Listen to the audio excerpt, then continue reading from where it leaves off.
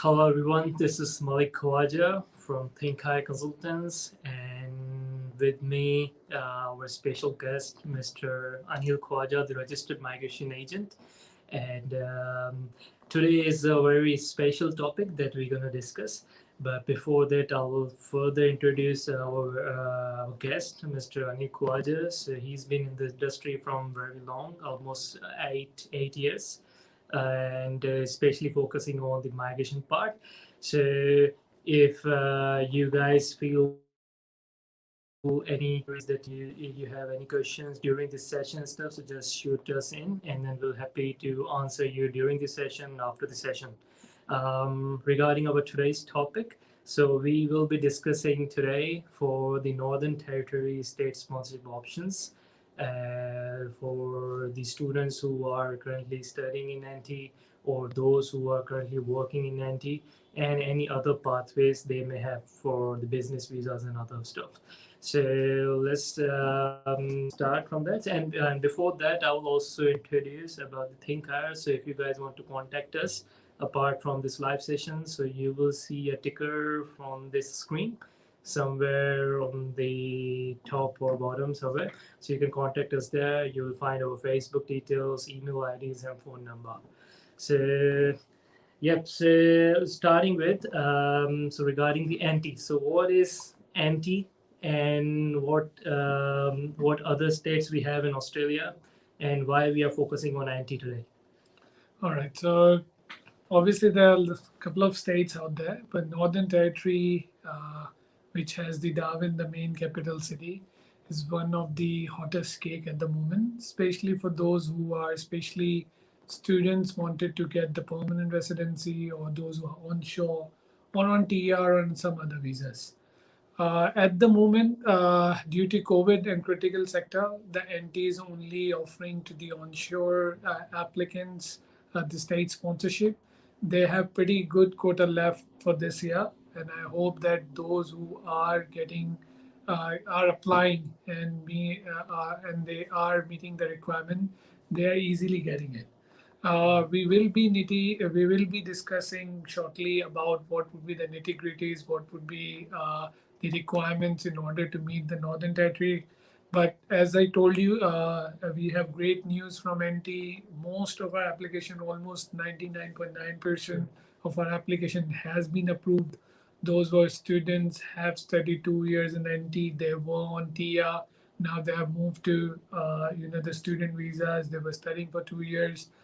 Even last live we discussed about the Uber drivers, security guards, all those who have done 2 years of diploma and advanced diploma, even with an accounting skill assessment, have successfully got the NT 491. Yeah.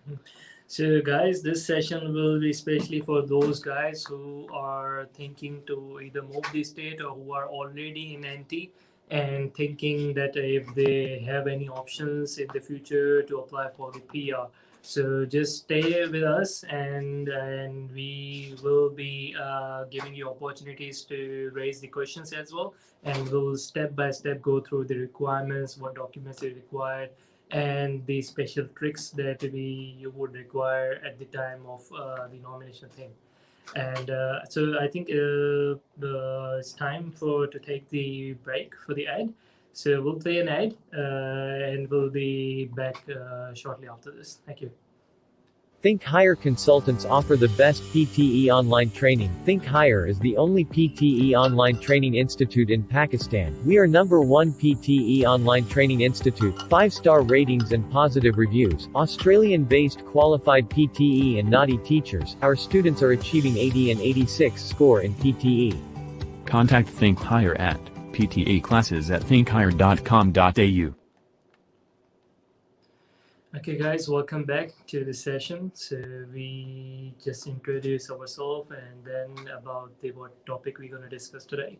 So the next thing I would like to ask Anil regarding the basic requirement for a graduate pathway. So those who are already studying in NT, or those who are planning to move to NT to study something. So will they have any benefit to move to NT to study there, or they should wait and then look for another opportunities? All right. So, see, as I told you, the Northern Territory is a hotcake at the moment. They've been inviting those who are meeting the requirement. For instance, accountants. So accountants is really tough at the moment to different states, especially Victoria. South Australia removed the accountant. Queensland doesn't have it. They only have a small business stream available.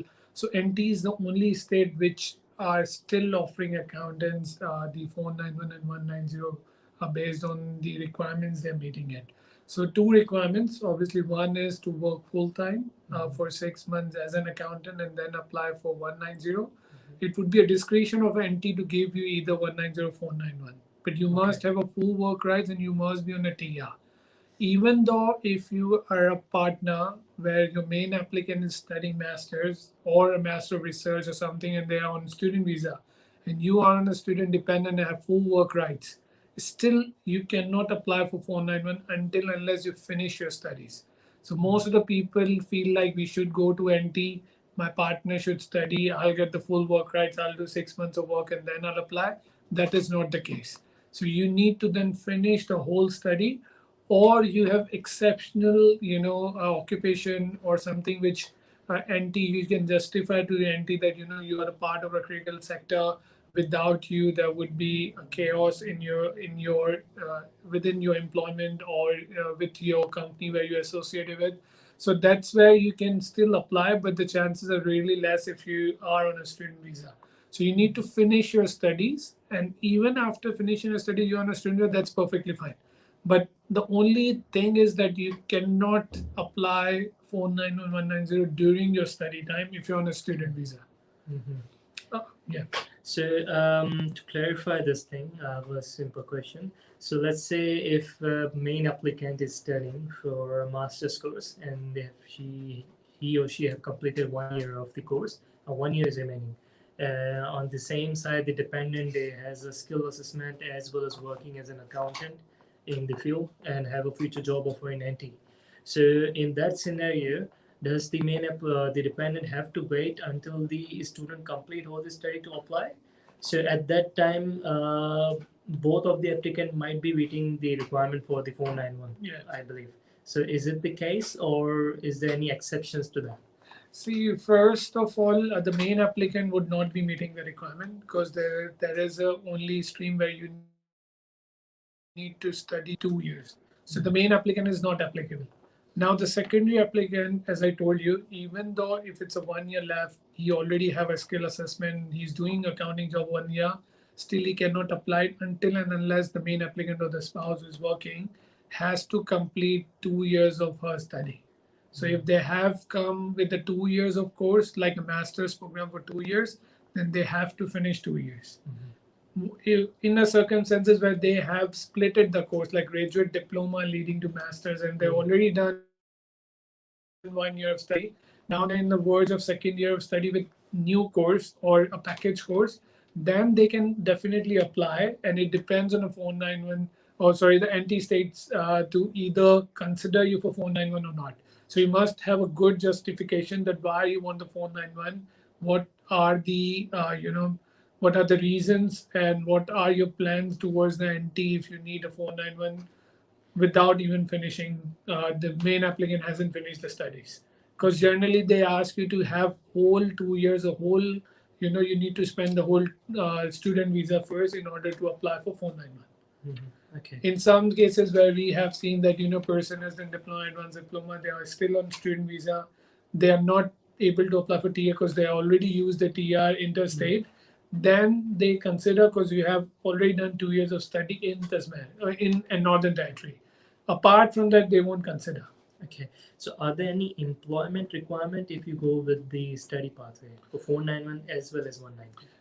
See, there is no employment requirement, but what NT says that during the study time or whatever time you have spent in NT, you should start applying to different employers.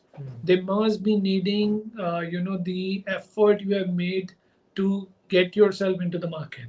Say if an accountant, you should apply for accounting jobs. You must have proofs that you have applied. Even though if you have got rejected, you must have all those proofs of the communication you have done with the employer. And eventually, if you ended up doing anything, like as I told you, people have done Uber, people have been working in Good Guys as a customer service. Few of them are security consultants or security guards. They all have got 491, even though they have the nominated occupation as an accountant, or maybe any other occupation like IT or whatever. But then again, doesn't needs to be in your nominated occupation. You need to show NT that you have strong ties. Okay, so the trick here is that while studying, you must continuously apply for the job.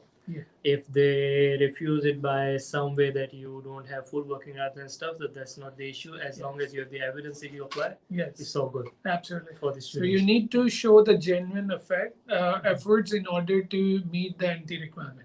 Okay. If you prove that you justify that you have genuinely applied and they haven't given you just because you have a constraint that you have a limited working rights or you're on a student visa, definitely they're going to consider. Sure. And if we talk about 190, so those who completed 2 years of study, for 190, what they have to be? See, for 190, the first thing is that they must be in a Northern Territory list, what we have done. So there is an extensive list. I think 400, 500 occupation, they have it. So the extensive list. But yet again, if you meet the additional requirements of the list as well. So say if they have asked for 8 each or 7 each, or you must have a job offer, then you need to meet those requirements in order to go for the 190. For instance, the electronics engineer. At the moment, they don't have any requirement. But if they ask for a job offer, so even though if you're onshore, you have met the 2 years of study requirement and you got a job offer, then only they consider for 190. So you need to meet all the requirements, the additional requirement they may have it. Or otherwise, you have an exceptional employment where they plead that you must be joining them in order to, expand the business or have an exponential growth in the business, then they can consider you. Okay. So they are normally most focusing on the 491 to keep them in the state Absolutely. for future. Okay, that's great. So guys, keep applying for the job if you're already studying there, and if you want to look for the study pathway, we have a very long list of colleges and university we offer, and very good courses with the colleges on level 1 institutes. So you won't be having any problem for the visa extensions.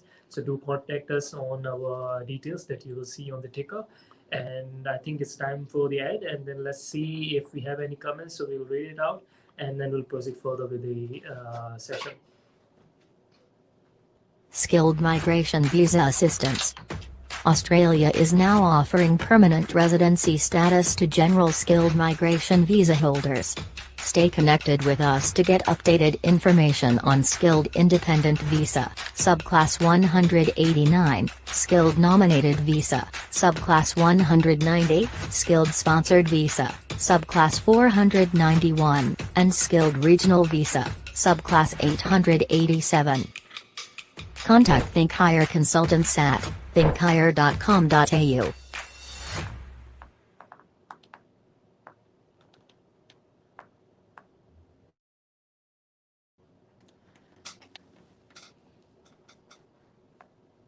Welcome back, guys. So I would like to introduce our recent product that we introduced with Think Higher. So we are also offering PT and NADI classes in the center as well as online classes. So those who are at home, they can avail this offer. And I'll repeat.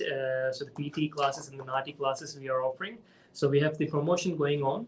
So if you are going to go for a crash course, which is a month course, if you want to go by month, then we are offering only for $149 per month. And you will be able to access unlimited material and unlimited class during that period. So if you want to opt for the crash course, if you have any, if you have given the PT exam before and then you have to review your skills and then apply again, or if your PT report is expired, and you have to give it again and want something to revise, then definitely this crash course will be good for you guys. Then we have another option for the 6 months classes, which is for $399, and for 12 months is $699 for PTE. And if you're opting for the NATI classes, so we are offering NATI classes for 2 months, which is for $450. And the important part is the promotion offer that we are doing for PT and RT both. So if you want to combine both to claim maximum points, we are offering it for $6.99, where you can access 2 months of the NATI classes and 6 months of the unlimited classes and unlimited course material for PT exam. So guys, don't wait and then apply, and then you will see the results. So and talking about the results for the PT, you can go to our Facebook page where you will see our clients' reviews, how they are happy, and they have given the video testimonials as well on getting the 7 each and 8 each. So you can go to our page and get this thing access. Moving back to our topic for anti. So as we have discussed about the graduate category, now we now ask Anu about the employment category. So with the employment, what are the employment requirement and what are the employment pathway for the onshore applicants for anti? All right. So first thing is that you must be on a full working rights, not on a student visa. So as we already spoke, that student visa, they're not accepting any applications who will be going with the work stream. Now for the work, you must have 6 months of full-time work. That's 38 hours per week. They won't be considering the part-time jobs, even though if you have done 1 year, they won't be considering. So you must have 6 months full-time job, and your occupation needs to be in the NT list. So if it's an NT list, you have done 6 months full-time, they will definitely going to consider a 491 because they're pretty flexible in terms of if you already have got the job. They generally call your employer, they verify it. You must need to ensure that you have given the right information, ongoing job. Say if you have lost the job, they ultimately may reject your application. So you must need to have an ongoing job going on. Even though if you have left a previous employer, you must have a new employer who has given you the same sort of job or same position, and where you can justify that you still have an ongoing job to meet the work requirement. Apart from that, I think shouldn't be any issues. The only thing other is the section 48 bar. So if you have got a refusal but you're still on a TER bridging visa or something, they may consider you, but then again there would be a risk that you need to go offshore, and there is a 60-day window where you need to apply for state sponsorship. But if you miss that 60 days, they won't be extending it. So make sure you have the right time to apply for the state sponsorship, at least once the border restrictions are over. Yeah. Okay. So by means, one question. So by means full time. So how many hours per week with the employer? Generally, we ask for 38 hours per week, and it can be more, but minimum needs to be 38 hours per week. Okay. And for home affairs, claiming the points is only 20 hours per week, right? Yes. So if you're going with the points for the general skill migration, is 20 hours per week, but whereas the state requires you to have at least 38 hours full time, they won't consider the permanent part time. Whereas the permanent part time is perfectly fine for this general skill migration points for 1 year. Yeah. And for 190, are they considering for 190 as well, those who are working there, or just 491? See, if you are in your list and you show that you have done exceptionally well, they may consider, because application goes for both 491 and 190 for Northern Territory. They may consider for either of the the visa subclasses. So you need to make sure that you take both of subclasses into your EOI and submit the application, rather than you just go with only 491. Because if you just tell them that I'm just preferring 491, they will give you the 491, even though if you're eligible for 190. Okay, cool. And is there any residency requirement to apply for 491 for employment base as well as for the study base? See, residency requirement is still 6 months. So if you in Northern Territory, at least try at maximum to stay there 6 months, because obviously after 6 months you would be applying. So in any case, you have to stay. So it's a 2 to 3 months process out there. They're a bit slow at the moment. But if you have a visa expiry or something coming, they're pretty fast on that one. They do expedite the applications where there's a visa expiry thing going on. So you should email once you lodge the application that a visa is expiring. 6 months for residential for the work stream, or if you're studying, then you have to stay for 2 years. Okay. There's must be at least 2 years to meet the requirement. Okay. So is there any online component of this study they can count? Or See, you need to be within the state. Mhm. Even though if you're working, studying online, should be all good, but you have to be in the Northern Territory since the borders are all open interstate, so there is no exception these days. Earlier, it was like if you're offshore, they still consider you to lodge, or you are interstate and being stuck with COVID-19, then still they accept you. In some circumstances where you all have recently got the visa from offshore and you're studying offshore in order to meet the TR requirement, then you can definitely justify yourself because you were stuck due to the COVID, but that was your first visa. Apart from that, those who are onshore in Australia, they don't consider if you're not in NT. Okay, cool. And what type of additional documents? So that is the basic thing. So is there any tricks and tips for the additional documents that the students should collect before lodging their nomination application after 2 years? Yes, so probably the most important part is the commitment to NT. That's they normally see quite rigorously. So in the commitment to NT also must be accompanied by the proofs of the applied. You must have all the communication snapshots, email snapshots, each and everything, whatever the communication they have reverted back. Even it's a negative one, you need to just put that when you're not to ensure that you have all these. You must have the boarding pass, travel tickets of your first entry. That's very important. Bank statement needs to be there. And one more thing, if you're an NT and your partner is somewhere else in other state, they may reject your application. So at the time of lodgement, you must all be Northern Territory. At least request your family or whoever is your dependents and spouse are, they should be in NT. Otherwise, if they're offshore, that's perfectly fine. But for onshore, they must be in the same state. They cannot live in other state in order to apply for the Northern Territory applications.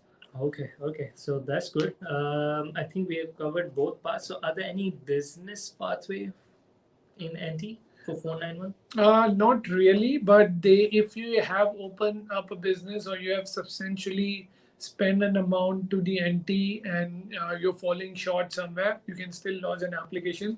They may consider based on the the greater cost they have it to Northern Territory economy recovery. You're helping them out, but there is no such thing like in say in Tasmania or Queensland they have small business stream. In Northern Territory they generally don't have it. Yeah. Okay, so just to wrap it up, for the student category pathway, so those who wants to apply for 491, they must have to study at least 2 years. And even if they are on student visa or 485, they can apply for the 491 at the end of the study period. But they must have to collect the job applying evidence throughout the whole 2 years, as well as the residency, like recent residency documents, like a 6 month statement and all those stuff. And those who are applying for 190, I think for them they must be employed as well after their study completion. And NT is more focusing on giving 491, but if you want to go for the 190, then you must be having full working rights after your studies. That's right. Right? That's right. Or if you are working in the critical sector. That's right. And for experience-based pathway, so as Anil mentioned, if you have 6 months of experience in the field, if your occupation is in the list, then definitely you can apply for the experience-based pathway. And as well, NT is considering to give only 491 to the applicants who are working in NT as well as studying in NT. So that's the wrap. And again, I would say that about the PT classes that we've been offering. So there is a crash course which is just for $149. And if you want to opt for the unlimited classes option, which is for whole year, it's for $699. For 6 months, it's $399. And if you want to go with the promotional package, NATI and PT, you can see it on the screen, which is only $699, 2 months of NATI classes and 6 months of PT unlimited classes. So guys, don't wait and avail this offer, because at this time, the more points you have, the more opportunity you can get. Now we will see if we have any questions during this live session. So let me just check it out. Yep, so Ismail, cool. Small asked question, 4-9 visa last August. If there was any clarification on that, I would definitely ask for it. But from the comment, I would understand that have there any 491 granted after like since last August 2020? I think there are heaps. Yeah. You can go to our Facebook page, see we have lots of visa grants. Yeah. Lots of, we haven't published that because of the client's privacy as well.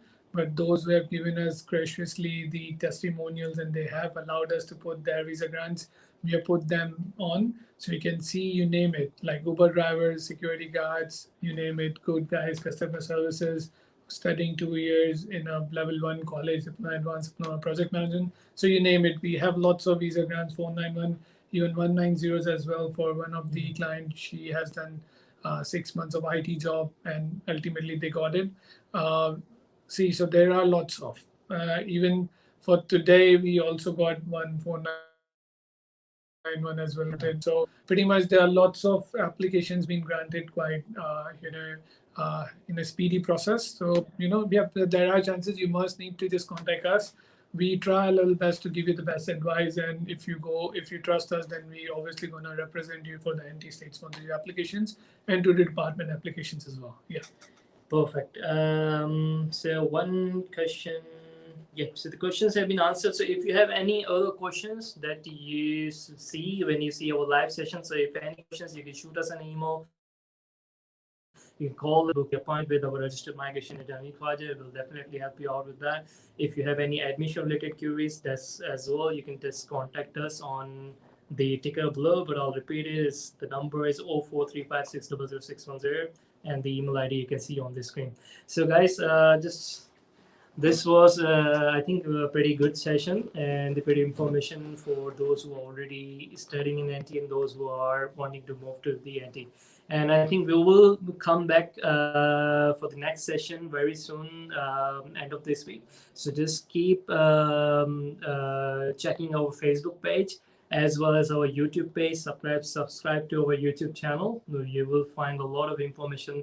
Apart from, other than the NT nomination, we have the skill assessment, PER process, student visa, the admissions, how to come to Australia, and all those information there.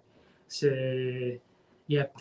Thank you, Anil, for joining us today. Thank you for having me, and inshallah, next time. Next time. Another one. Thank you so much for watching us. Cheers.